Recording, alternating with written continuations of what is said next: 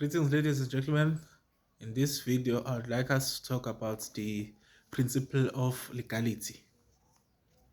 So, imagine a situation like this: you you have a place in the city, close to your work. You work there, and you that is where you live during weekdays. But in the weekends, you go home and spend the weekend there. So it's Friday. You are driving to your hometown. Uh, just before you reach your home, you saw a board. The board is saying that it is no longer allowed to drive on Fridays. Just making an example. You are surprised by this board, and just seconds after reading the notice on the board, you are being pulled over by police officers. The police officers shows you the board and say you are now it is now a crime to drive on Fridays, so you must pay a fine. They tell you how much you should pay.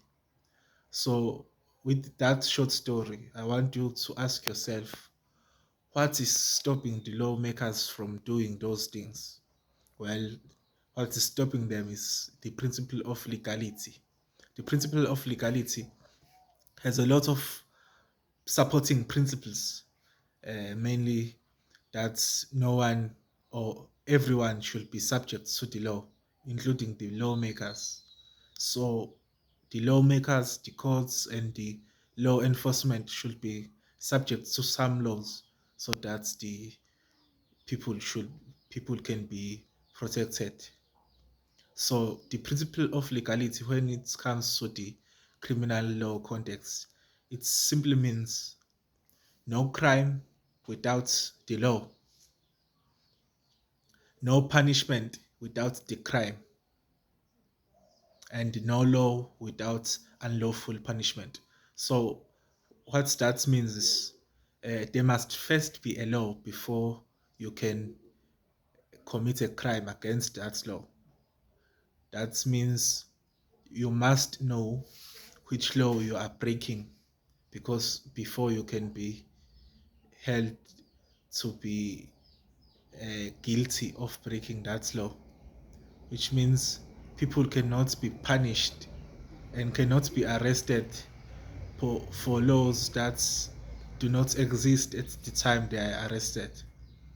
So uh, that will also mean that people must be given notice if there is a new criminal law which will be passed or promulgated.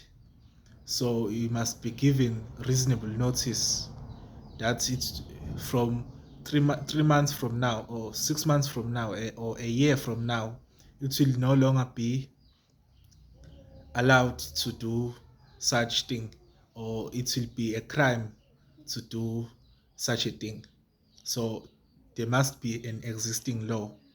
So that will help you, that will protect you from police officers just arresting you and saying they do not know what you did, but they will decide what you did when you go to court.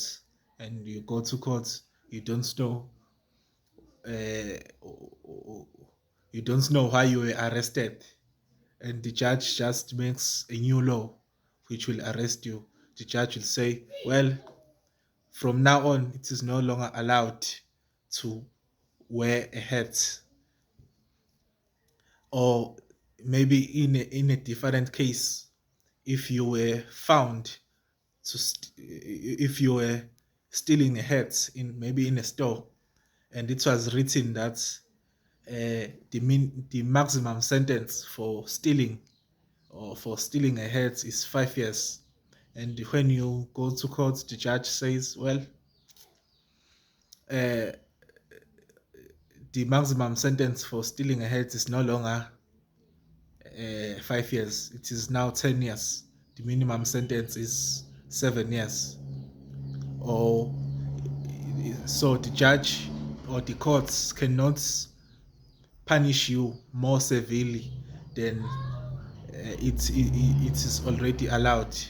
If a new if a new sentence, if or if during the time you are arrested and uh, the time you went to court something changed, maybe the prescribed sentencing or the prescribed punishment, should I say, was changed, then the courts must give you the least severe of the punishments.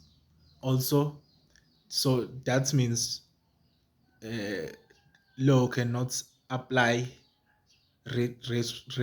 retrospectively, and punishment cannot be applied retrospectively. So, if it was 5 years, then the judge can no longer choose that it will now be 10 years just because it's you. So that protects the people from all those kinds of things. So that's what the principle of legality is about. Apart from those principles I just mentioned, uh, the, there are other principles which you might understand to be implied by those, and that are also recognized. So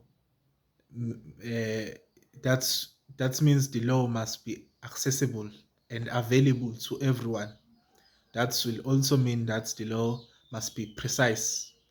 You shouldn't have to explain the crime so that you do not have to explain the definition of the crime so that we can see that this person is guilty of this crime. The the definition of the crime of murder is very simple. I think everyone would understand why you are charged with murder, or will understand that what you committed is murder, because it is the definition of that crime is well accessible and available to everyone, and it is also precise. It is very clear that murder is a crime, and what makes murder a crime, or what is the definition of murder, and the murder in most countries is a common law crime. So it is well understood, and different maybe should I say different, the principle of legality is applied more strictly when it comes to statutory crimes. So a statutory crime cannot be, or is against the principle of legality, if there is no prescribed punishment for that crime. So for a statute uh, to make something a crime, it must have the definition and also the punishment of that crime. So without the punishment, there is no crime. Without the law, there is no punishment.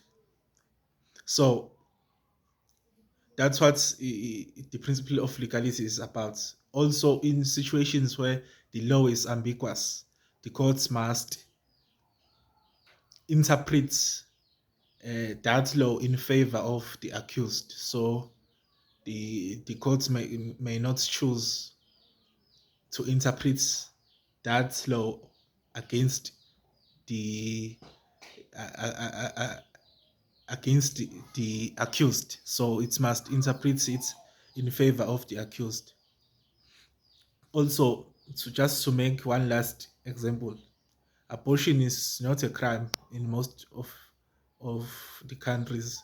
It is a crime in other countries. So in a situation where abortion is not a crime in your country, but it becomes a crime later, the courts, or should I say the police, cannot arrest you just because you did abortion when it was lawful. when it becomes unlawful, the police cannot then come back to you 3 years later to say, well, you committed abortion uh, before it was unlawful.